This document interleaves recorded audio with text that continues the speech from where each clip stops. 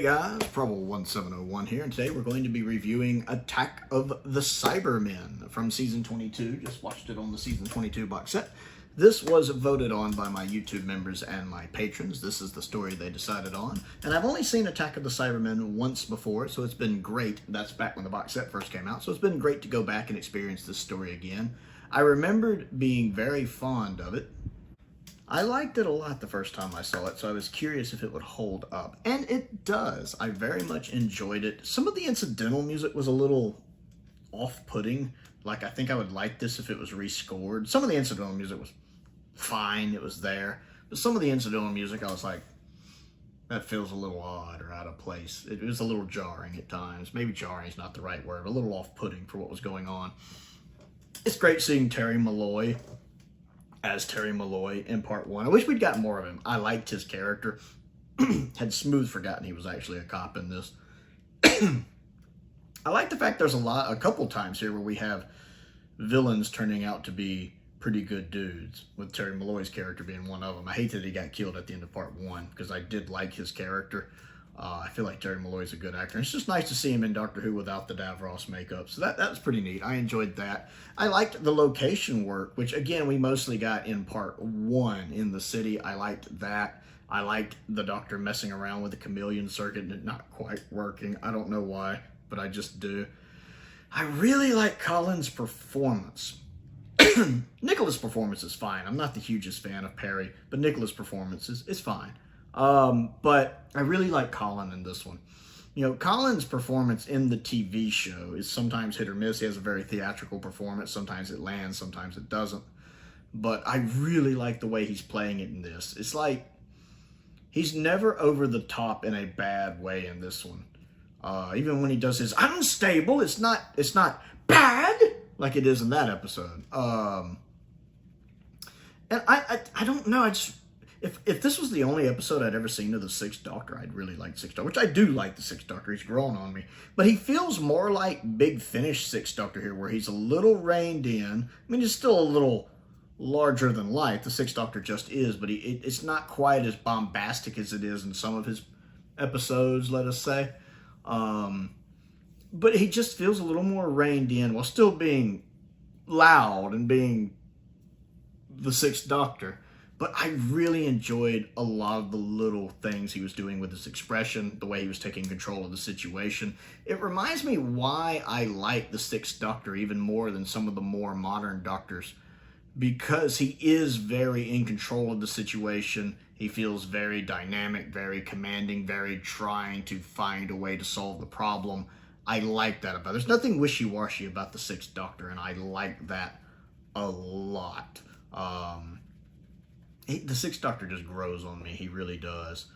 I really love the ending of the story when he finds out that Lytton is actually trying to help the Ice Women. I can't remember what they're called, but I'm going to call them the Ice Women. I really like when you find out he's actually helping the Ice Women and actually fighting the Cybermen, that he's actually a good guy in this story, and how that completely changes the Doctor's perspective once he finds out, and how he immediately goes to try to save Lytton. And the bit when, of course, when we see Lytton, he's already like halfway through the cyber conversion process. And we'll talk more on that in a minute. And the fact that the Doctor's like, why didn't you tell me? Why didn't you tell me? And he says, well, I already know about you. And the Doctor makes that comment about, yes, and I'm just learning about you. The way he says that, and I'm just learning about you, or who you are, whatever the line is he says there. I love the way he says that line, like, I'm just learning about who you really are and what you're doing, and how he's trying to save Lytton, and Lytton's like, you know, kill me, let me die, and the Doctor's like, no, I'm the Doctor around here. And then how even after Lytton is killed, I like how Lytton has his last little strike against the cyber controller there. And even after Lytton's very obviously dead, the Doctor's like, I have to find a way to save him. And Perry has to be like, no, you can't. He's dead. And how that travels with him. And the episode ends with the Doctor mourning the loss of Lytton. I like that because it's very compassionate. And you don't always get that kind of compassion from the Sixth Doctor in the show. Now, he has that kind of compassion for, like, Perry and Mel, because they're his companions. I mean, we see him wondering where Perry is in trial. But considering he didn't have the highest opinion of Lytton and had only learned about him at the last minute, the compassion he shows there and how determined he is to try to save Lytton once he realizes Lytton's character and what Lytton's actually trying to do in this story, the way that Colin Baker plays that is really good. And it really, it almost feels like Big Finish Sixth Doctor, the more compassionate, caring Sixth Doctor that we get in Big Finish, the softer Sixth Doctor. You actually get some of that right here at the end with him. And I like that. That I'm seeing what I think a lot of people would consider Big Finish Sixth Doctor here in this story. And that just blew me away. I absolutely loved that to have him that compassionate and that caring. And Colin sells that well. Again, I really like the way Colin plays this.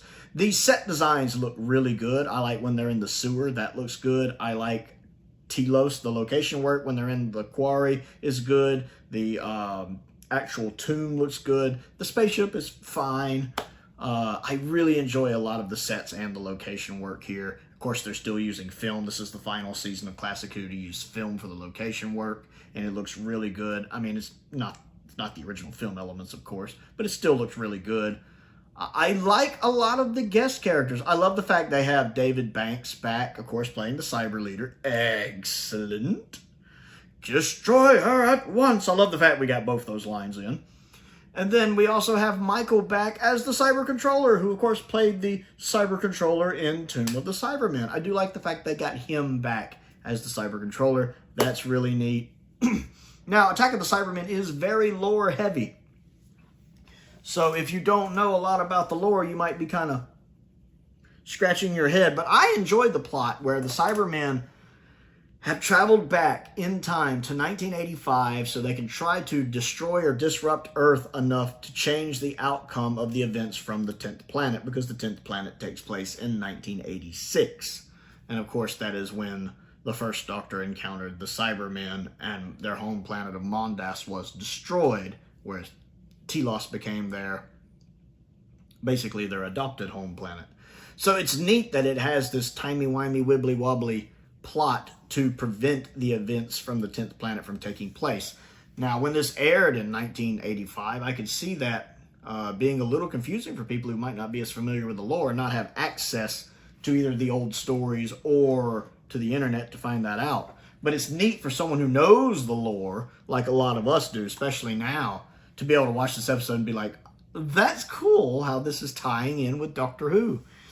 I'm not as keen on the Ice Princess's design. The actresses playing them are fine. I think they were actually ballerinas. They have this graceful way they move. But their outfits don't really do much for me. The way they talk doesn't really do much for me. It's not necessarily bad. It's just a little off-putting. But I do enjoy how they're fighting the Cybermen to the best of their ability. I still love the cyber outfits. I do love the outfits that the Cybermen wear in the 80s. They're just really cool outfits. I absolutely love those. There's a lot of good going on with this. For being... It's a two-parter, but season 22 did 45-minute two-parter, so it's basically an old-school four-parter. It moves at a steady clip. It seemed like it's constantly, going. It doesn't really have issues where the pacing drops. Like, the pacing is very good in this. I love when the Doctor stops the police officers at the beginning, close to the beginning. How he sees the one and he just kicks the gun out of the way and jumps down the hole with him. And then when the other one pops up, him and Perry manage to subdue him. He's like, what's the other guard? I forget what he says. Like, he's taking a break. He's taking a lie down. He's having a lie down. But I like how the Sixth Doctor doesn't panic. He's not afraid. He just kicks the gun out, jumps down there with him, subdues him, gets back up there, handcuffs the other one. Key. I love how confident the Sixth Doctor is. There's no crying from this Doctor. There is no crying in this Doctor. He's compassionate, he's caring, but there's no crying. Yes, the Sixth Doctor is better about that too. If I was ranking them, the Sixth Doctor would rank above the 15th Doctor. And this is someone who doesn't dislike the 15th Doctor. I like him. I'd still rank Colin higher, especially off this story. This is definitely one of my favorite performances by Colin Baker in the role, in the show. He's just nailing everything he's doing here without coming across as being a little over the top like he can be sometimes. I really like the actors the kind of small part actors too. Not just Terry Malloy with his role, but like the two guys who escape from the digging team on Telos, who have been partly converted into Cybermen. What a great reveal too, when he takes off that glove and you see the arm and they've been partly converted. That's so cool. Those two guys are good, especially the more aggressive one, the one who's mad at the other one the whole time. I love the way that guy's playing it, which I understand why he's that angry and frustrated. But the actor playing that, love him. He's doing a great job with it. My hat's off to him, how he's just constantly mad. You're going to wear this hat. Cybermen don't take naps. Get up. I like that guy. He did good. And then the other guy, the one that Litton brought with him, he's good too. I like him. He's just trying to get back home. And then, of course, the actor playing Litton is so good. I like his performance, the actor's performance, and then I just like the way Litton is written. Litton is written. How calm Litton stays at the threat of all of this, because he knows he has to maintain calm while he's trying to trick the Cybermen. And then when the Cybermen are threatening him with the tell us the information, he's like, no. He stays silent, and they crush his hands, which is kind of graphic. Not as graphic as I thought. Like, I'd always heard about that scene before the first time I watched it. It's not quite as graphic as I thought, but I think it's still pretty graphic for Doctor Who, which, I mean, this is season 22. Seasons 21 and 22 are pretty dark. So it's still graphic, not as graphic as I thought, but that still looks incredibly painful. And then we also, I think more than any other Doctor Who story, you kind of see the horror of cyber conversion here when you see these people chained up, including like the guy with the mustache who gets caught at the very beginning of the story. You see him in the background at one point being converted, and they're just there being converted. When you see even Litton not quite sure who the Doctor is, and there's not much of him left, and you see the effort it's taking him just to remain him, and how he's even telling the Doctor, kill me. It's really neat to kind of see the process of cyber conversion and how that's done, and how it just strips away your humanity. Again, much like the Borg assimilation. I've always said the Borg were taken from the Cybermen. So it's really neat to see that. And again, the actor playing Litton sells that scene. This is a really good story. I really like Attack of the Cybermen. Like, I prefer Attack of the Cybermen over Earthshock. I believe when I was ranking Classic Who, they were very close to each other. They might have been even right next to each other in that list. I think I had Earthshock and then Attack of the Cybermen right above it. They're very close, but I prefer Attack of the Cybermen a little more. I actually prefer Colin's performance over Peter's in that story. Both of them are very good in their stories, but I just really like Colin a lot here. So that's my thoughts on Attack of the Cybermen. It's just, I love the pacing. I love the fact it's just going and going. And it really works as a 45-minute two-parter. I don't know if it had been broken into 4 parts, how well that would have done. You would have had so many cliffhangers. But running in these 45-minute 2 parts, it's really good. The cliffhanger for it is really good with the Cybermen being in the Tardis. I'm curious how they got into the Tardis.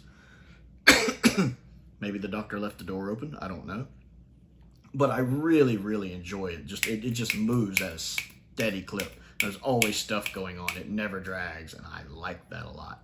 So I want to know what you think of Attack of the Cybermen. So comment down below, and let's talk about it. Don't forget to click the like button and the subscribe button as well. That helps me out, and I certainly appreciate it. I also have a P.O. box if there's anything you would like to send me to look at and review. I also have a link to my Amazon wish list down there, and a link to my Amazon UK wish list as well, with several things that I'm interested in, Doctor Who related and otherwise.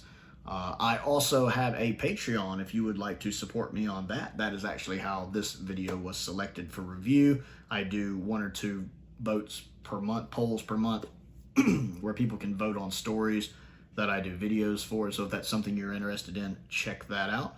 I want to give a shout out to a couple of my top tier patrons, Colin Coney and Stephen Crane. I appreciate their support, as I do the support of all of my patrons. It's very much appreciated. And most importantly, thank you for watching.